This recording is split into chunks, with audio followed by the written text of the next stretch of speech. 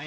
ถ้าหากเลือกได้คนดีมีความรู้มีความสามารถมีคุณธาตุการเมืองมีคุณสมบัติศีลธรรมปฏิบัติมีสุขภาพแข็งแรงดีก็จะพาประเทศชาติก้าวเดินไปข้างหน้าได้กงกันข้ามถ้าหากเลือกเอาแต่ผู้ที่เปี้ยวเมงบ่มีผลงานอย่างตลอดระยะ5 ปีที่ผ่านมา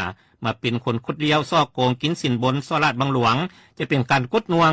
ท่วงดึงการพัฒนาเศรษฐกิจสังคมและนำไปถึงจะนำพาประเทศชาติล่มจมหายนะบ่ไหวก็ซาเพราะมันคือระเบิดเวลาถ้าพวกเขาบ่เข้มงวดในการเลือกบุคลากรที่แบบผิวเผินเฮ็ดแบบลักษณะกล้วยสุกทั้งบีคือที่ผ่านมาผู้ใดก็ดีผู้ใดก็เก่งผู้ใดก็จงฮักภักดีหรือเบิ่งแต่ชื่อเสียงแห่งนั้นหรือจุ่มเจือเสื้อสายแม่นอันตรายที่สุดเมื่อพรรคว่า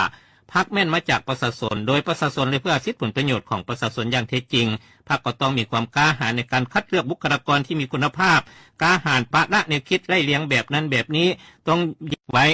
ถ้าหากเลือกได้คนดีมีความรู้มีความสามารถมีคุณธาตุการเมืองมีคุณสมบัติศีลธรรมปฏิบัติมีสุขภาพแข็งแรงดีก็จะพาประเทศชาติก้าวเดินไปข้างหน้าได้กงกันข้ามถ้าหากเลือกเอาแต่ผู้ที่เปี้ยวเมงบ่มีผลงานอย่างตลอดระยะ5 ปีที่ผ่านมา